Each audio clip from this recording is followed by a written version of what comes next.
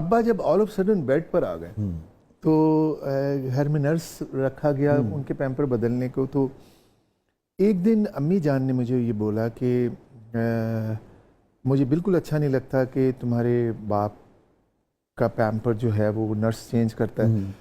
تو میں نے کہا کہ آپ کر لیا کریں, اگر نہیں زبان جو کھلی ہوئی تھی. تو میں نے کہا پھر آپ کر لیا کریں نا. تو وہ کہنے لگی کہ میں کر لیتی اگر ان کا بیٹا نہ ہوتا.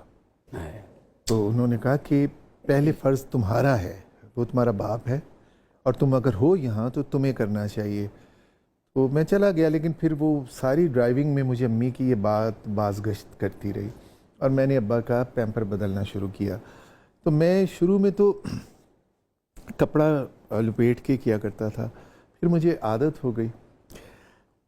ایک دن میں ابا کا پیمپر چینج کر کے پاؤڈر وغیرہ لگا رہا تھا اور سلار چھوٹا سا کرالنگ کرتا ہوا نا ایسے پکڑ کے کھڑا ہو گیا. جو بڑا بیٹا سیکھ رہا تھا کھڑا ہونا, تو ابا کے بیڈ کے پکڑ کے وہ کھڑا ہو گیا اور آؤ ایسے کرنے لگا. تو ابا کسی سوچوں میں گم مجھے دیکھ کے کہتے ہیں کہ یار ببو میں تمہیں کتنا تنگ کرتا ہوں, تیری بڑی مہربانی. ابا نے جب یہ لفظ کہا نا تیری بڑی مہربانی, تو میری نظر سلار پہ پڑی کہ میں ایک سفر شروع کرنے جا رہا ہوں اپنے بیٹے سے اور ایک سفر میرا باپ ختم کرنے جا رہا ہے اور میں اس کا پیمپر بدل رہا ہوں. اور اس نے مجھے کہا تیری مہربانی.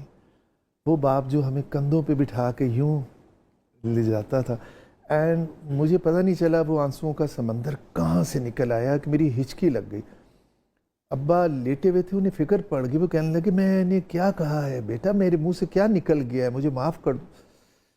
میں نے کہا مہربانی کس چیز کی ابو مہربانی کیوں کہی آپ نے. مجھے مطلب ایسا لڑ گیا وہ لفظ کہ ساری زندگی کی محنت کے بعد اگر ایک بیٹا ایک مجبور باپ کا پیمپر بدل رہا ہے تو ہم اتنے اپنے رویوں میں سخت لوگ ہیں کہ میرا باپ مجھے تھینکس بول رہا ہے کہ تیری بڑی مہربانی. So it was very painful situation زندگی کی, اور زندگی کی جیسے نئی کہانی اور نئی کھڑکی کھل گئی سوچ کی کہ زندگی ایسی نہیں تھی.